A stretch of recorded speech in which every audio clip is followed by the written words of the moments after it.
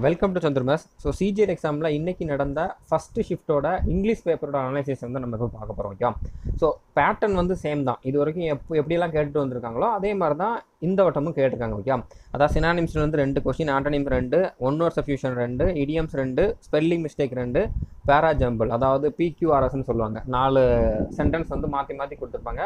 அதை கரெக்டான சீக்வன்ஸில் நம்ம வந்து அரேஞ்ச் பண்ணணும். அதுக்கப்புறம் எரர் ஸ்பாட்டிங் 2, சென்டென்ஸ் இம்ப்ரூவ்மெண்ட்லேருந்து 2 கொஸ்டின், அதுக்கப்புறம் ஃபில் இன் த பிளாங்க்லேருந்து 2 கொஸ்டின், க்ளோஸ் டெஸ்ட்லேருந்து 5 கொஸ்டின், அதுக்கப்புறம் வாய்ஸ் அதாவது ஆக்டிவ் வாய்ஸ்லேருந்து passive voice to active voice change பண்ணுறதுக்கு அதுக்கு ஒரு கொஸ்டின், நரேஷன் வந்து ஒரு கொஸ்டின். ஸோ இதுக்கு எல்லாத்துக்குமே வந்து நம்ம தனித்தனியாக பிளேலிஸ்ட் போட்டிருக்கோம். அதுக்கப்புறம் பார்த்தீங்கன்னா இப்போ ப்ரீவியஸ் இயர் கொஸ்டின் என்னென்ன மாதிரி கேட்டிருந்தாங்க அப்படின்னு சொல்லி சிஜிஎல் சிஹெச்எஸ்ல கேட்ட கொஸ்டினோட சொல்யூஷனும் நம்ம வந்து ஆல்ரெடி நம்ம சேனல்லே கொடுத்துருக்கோம். ஓகே, ஸோ நீங்கள் பிளேலிஸ்ட்டில் போய் பார்க்கணுன்னா பார்த்துக்கலாம். அதுக்கப்புறம் பார்த்தீங்கன்னா பர்டிகுலராக இப்போ வாய்ஸ் நரேஷன்லேருந்து ஒரு கொஸ்டின் கேட்குறாங்களா. ஸோ இதை பற்றி நீங்கள் தெரியலை அப்படின்னா உங்களுக்கு, ஸோ நீங்கள் ஒரு நாளில் படிக்கணும்னா கூட படிக்கலாம். நம்மளோட சேனல்லே வந்து வாய்ஸ்ன்னு சொல்லி ஒரு பிளேலிஸ்ட் இருக்குது, நரேஷன் சொல்லி ஒரு பிளேலிஸ்ட் இருக்குது. ஓகே, ஸோ 2 மார்க் வந்து கண்டிப்பாக உங்களுக்கு வந்து கன்ஃபார்மாக கிடச்சிடும். இதை தாண்டி வந்து எதுவுமே கேட்க மாட்டாங்க. ஓகேவா, மற்ற எல்லாமே நீங்கள் வந்து கொஞ்சம் அந்த ப்ரீவியஸ் இயர் கொஸ்டினை பார்த்தீங்கனாலே வந்து இந்த பேராஜம்பிள் எப்படி போடணும், அதுக்கப்புறம் க்ளோஸ் டெஸ்ட் எப்படி போடணும், அது எல்லாமே உங்களுக்கு வந்து ஓரளவு அண்டர்ஸ்டாண்ட் ஆயிரும். மற்றபடி இந்த ஒகாபுலரி எல்லாமே நீங்கள் இப்போ தான் படிக்க ஆரம்பிச்சிங்க அப்படின்னா வந்து ஃபுல்லாலாம் உங்களால் வந்து கவர் பண்ண முடியாது. ஸோ ஃபஸ்ட்டு வந்து இடியம்ஸில் பார்ப்போம். இடியம்ஸ் வந்து 2 கொஸ்டின் கேட்டிருப்பாங்க. எப்போவுமே 2 கொஸ்டின் கேட்பாங்க, இதிலே 2 கொஸ்டின் கேட்டிருக்காங்க. ஸோ இது வந்து நம்ம ஃபஸ்ட்டு ஷிஃப்ட்டோடது மட்டும் தான் பார்க்குறோம். ஓகே, இப்போ ரைஸ் த பார்.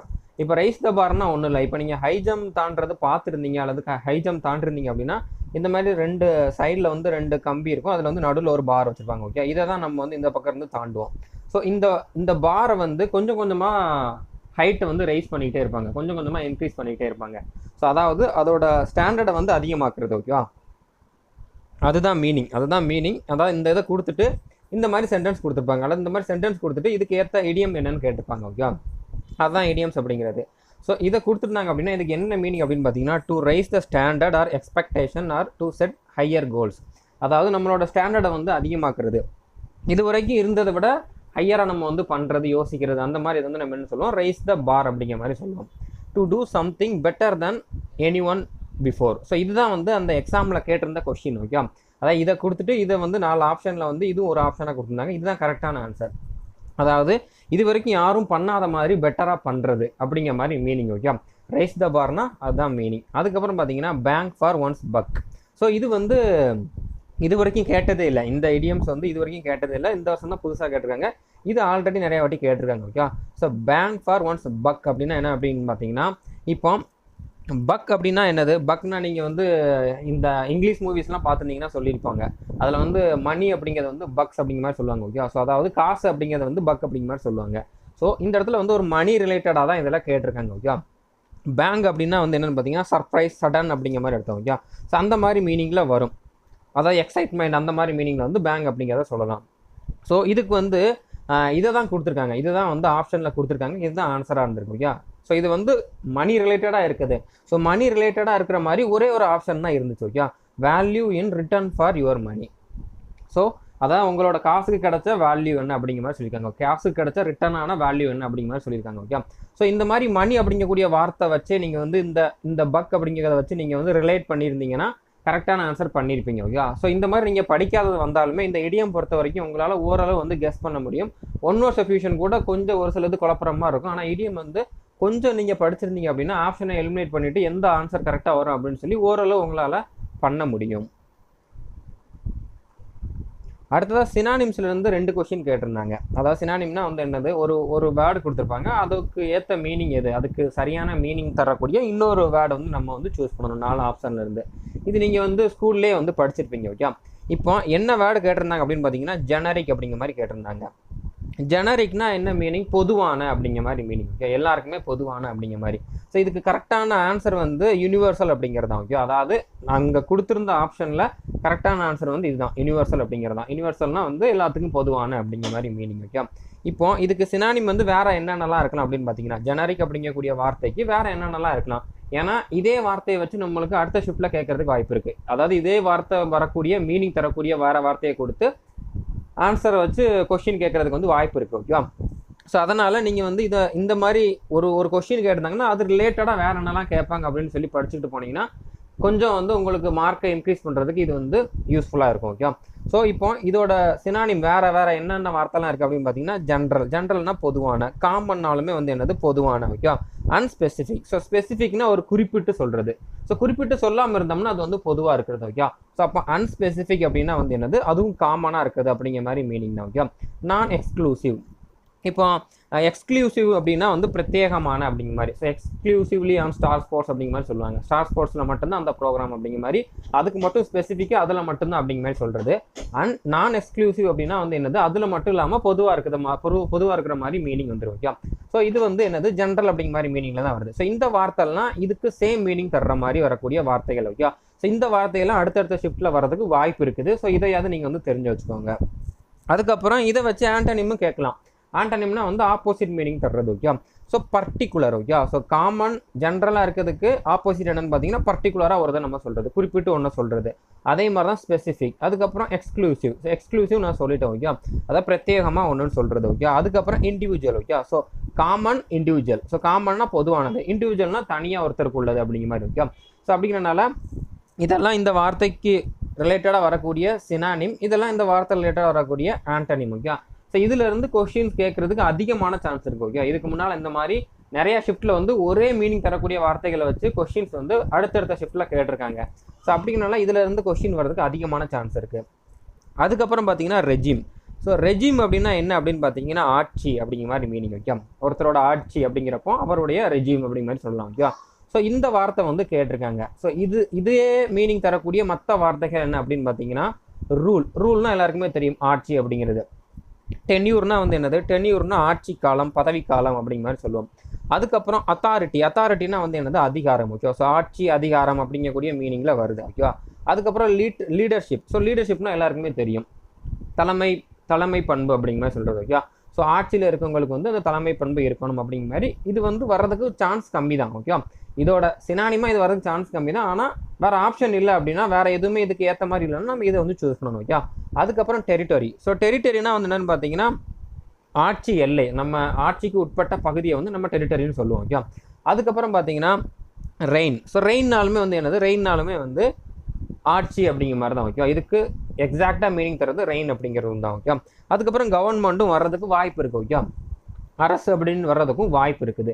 ஸோ இந்த இடத்துல வந்து என்னது, ரெஜிம் அப்படிங்கிற வார்த்தை கண்டிப்பாக கேட்டிருக்காங்க. அதில் ரூல் அப்படிங்கிறத தான் கொடுத்துருக்காங்க. ஓகே. ஸோ ரூல் அப்படிங்கிறது அதோட கரெக்டான ஆன்சர். ஸோ புரிஞ்சிருக்குன்னு நினைக்கிறேன். அடுத்தது ஆண்டனிம். ஸோ ஆண்டனிம்னா ஒரு வார்த்தையோட ஆப்போசிட் மீனிங் கேட்டு அதுலேருந்து 2 கொஸ்டின் கேட்பாங்க. சினானிம்லேருந்து 2 கொஸ்டின், ஆண்டனிம்லேருந்து 2 கொஸ்டின் கேட்பாங்க. ஆனால் எல்லாமே வந்து ஈஸியான வார்த்தைகளாக தான் இருந்திருக்கு. ஓகே. புதுசாக கஷ்டமான வார்த்தை, இது வரைக்கும் கேள்விப்படாத வார்த்தை அந்த மாதிரிலாம் கேட்கல. 4மே வந்து ஈஸியானதாக தான் இருந்திருக்கு.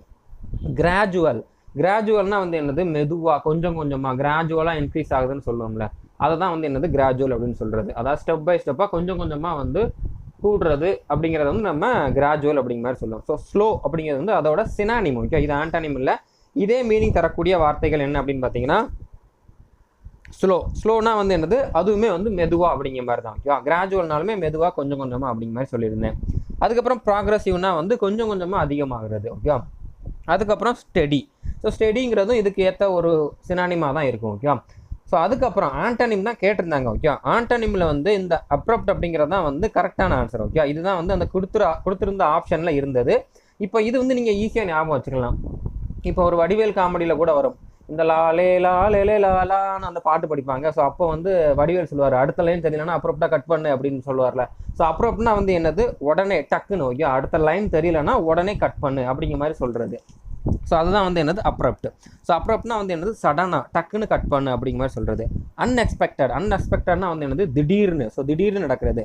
கிராஜுவல்னா வந்து என்னது, மெதுவாக ஸ்லோவாக நடக்கிறது, நம்மளுக்கு தெரிஞ்சு நடக்கிறது. அன்எக்ஸ்பெக்டட்னா தெரியாமல் டக்குன்னு நடக்கிறது. ஓகே.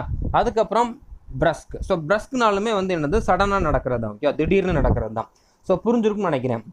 ஸோ இதே வார்த்தையை வச்சு இனிமேல் வரக்கூடிய ஷிஃப்ட்டில் வந்து சினானிம்ஸும் கேட்கலாம், ஆண்டனிமும் கேட்கறதுக்கு வாய்ப்பு இருக்குது. ஓகே.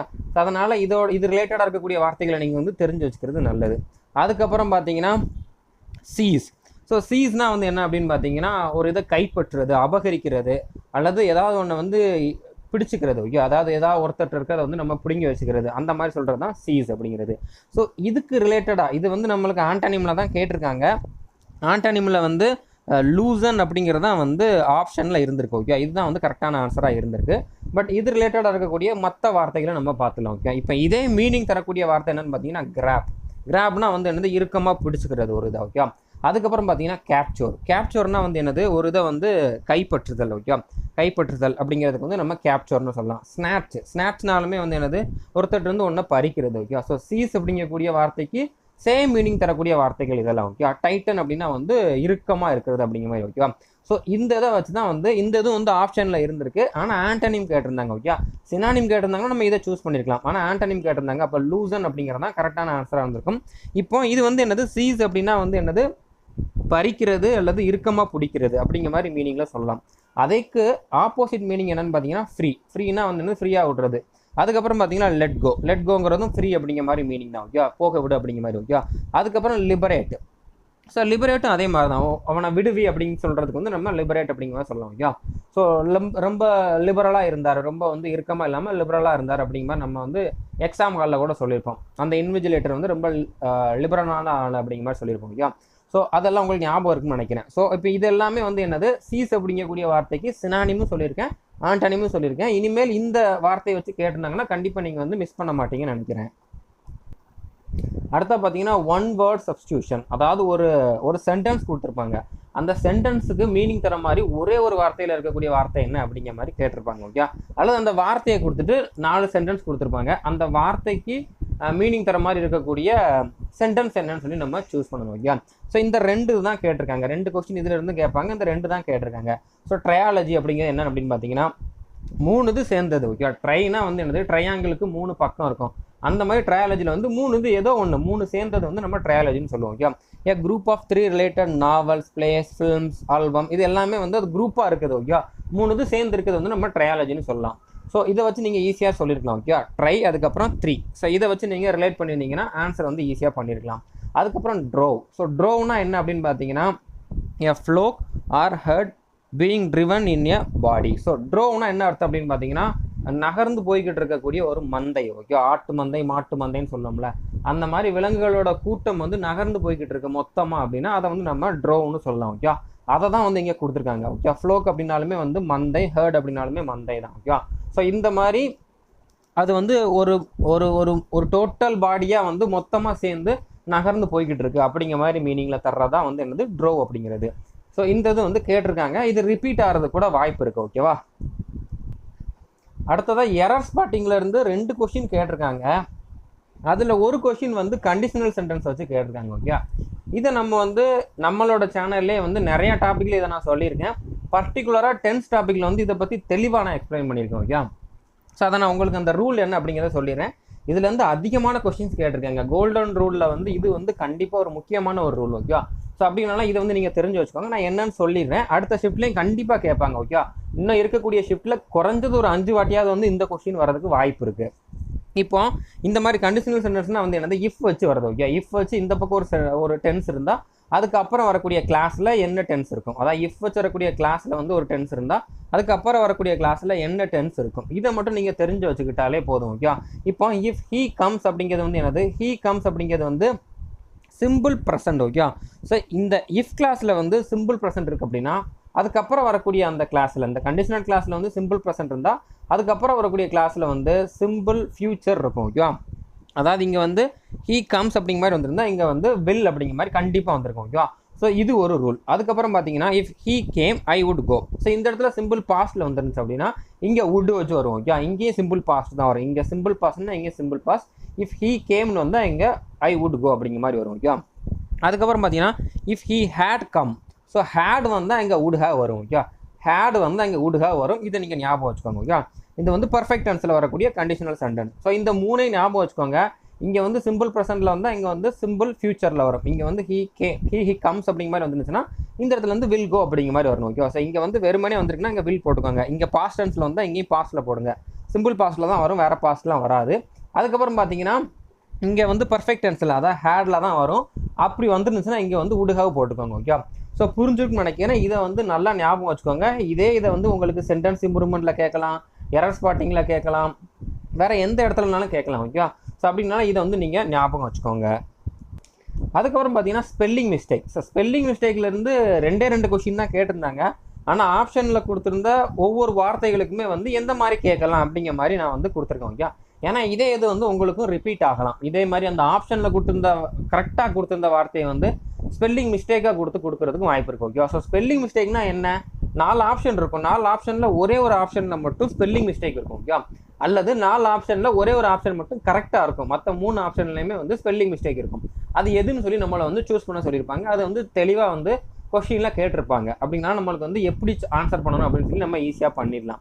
பட் இதுக்கு வந்து ஓரளவு உங்களுக்கு வந்து ஒகாபுலரி நாலேஜ் இருக்கணும். உங்களுக்கு வந்து இதோட ஸ்பெல்லிங் என்னன்னு சொல்லி ஓரளவு கண்டுபிடிக்க தெரிஞ்சிருக்கணும். கொஞ்சம் நீங்கள் ப்ராக்டிஸ் பண்ணியிருக்கணும். ஓகே, ஸோ இதில் வந்து எந்தெந்த மாதிரிலாம் கேட்டிருக்கலாம் அப்படிங்கிற மாதிரி என்னோட யூகத்தில் நான் வந்து சொல்லியிருக்கேன். ஓகே, இதில் வந்து பார்த்தீங்கன்னா மேனேஜபிள். ஸோ மேனேஜபிள் அப்படிங்கக்கூடிய வார்த்தையை வந்து எப்படி கேட்டிருக்கலாம் அப்படின்னு பார்த்தீங்கன்னா, இப்போ மேனேஜபிளில் வந்து ஆக்சுவலாக இந்த பக்கம் இருக்கிறது எல்லாமே கரெக்டானது. ஓகே, இது எல்லாமே கரெக்டானது.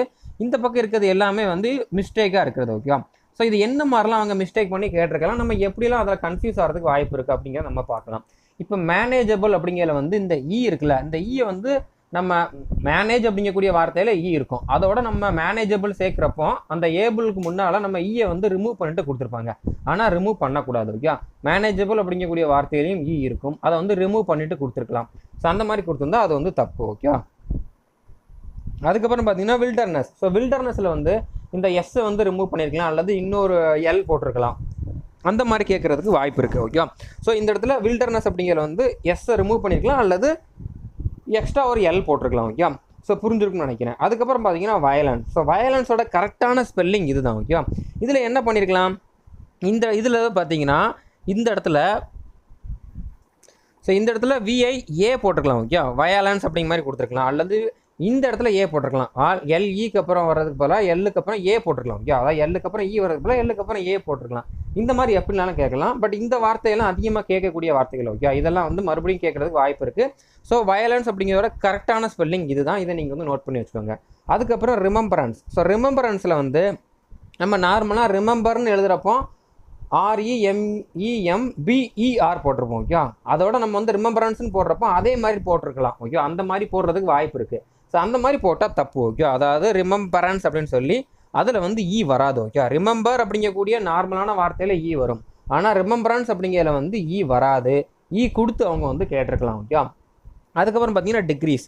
ஸோ டிக்ரீஸ்க்கு வந்து இதுதான் கரெக்டான ஸ்பெல்லிங். இதில் வந்து இந்த ஏவை வந்து மிஸ் பண்ணியிருக்கலாம், ஏவை வந்து கொடுக்காம கொடுத்துருக்கலாம். ஓகே, DECRESE அப்படிங்கிற மாதிரி கொடுத்துருக்கலாம். ஸோ அப்போ அது வந்து தப்பு. ஓகே, அதுக்கப்புறம் ஸ்பெசிஃபை. ஸோ ஸ்பெசிஃபை அப்படிங்கிறதுல வந்து என்ன மாதிரி கொடுத்துருக்கலாம், SPECI தான் வரணும். அதில் வந்து CEI கொடுத்துருக்கலாம். ஓகே, மேக்ஸிமம் இந்த CI CIE CEI அந்த மாதிரி வார்த்தைகள் இருந்துச்சு அப்படின்னா, உங்களுக்கு எது ஆப்ஷன் தெரியலை அப்படின்னா, எது வந்து கரெக்டான ஆன்சர்னு தெரியலன்னா நீங்கள் வந்து அதை வந்து கிளிக் பண்ணிடலாம். அதாவது உங்களுக்கு வந்து ஒரு சில இடத்துல கொஞ்சம் டவுட் இருக்குது அப்படின்னா அந்த இடத்துல நீங்கள் வந்து அந்த மாதிரி ஆப்ஷன் வந்து சூஸ் பண்ணலாம். ஓகே, ஏன்னா மேக்ஸிமம் வந்து CIE CEI இந்த மாதிரி இதில் தான் வந்து மேக்ஸிமம் கொஷின்ஸ் வந்து ஸ்பெல்லிங் மிஸ்டேக்கில் கேட்பாங்க. ஓகே, ஸோ புரிஞ்சிருக்குன்னு நினைக்கிறேன். இவ்வளோ தான். இதுக்கப்புறம் வந்து உங்களுக்கு க்ளோஸ் டெஸ்ட் எப்படி இருக்கும், அதுக்கப்புறம் ஃபில் இன் த பிளாங்க் எப்படி இருக்கும், அதுக்கப்புறம் நம்ம இதில் சொல்லாத செக்ஷன்லாம் எந்த மாதிரி இருக்கும் அப்படின்னு சொல்லி உங்களுக்கு டவுட் இருந்துச்சு அப்படின்னா அந்த ப்ரீவியஸ் இயர் கொஷினுக்கு வந்து நான் போட்டிருந்த அந்த வீடியோஸை வந்து நீங்கள் பாருங்கள். ஓகே, இது வரைக்கும் கேட்டிருந்த இங்கிலீஷ் வீடியோஸில் இங்கிலீஷ்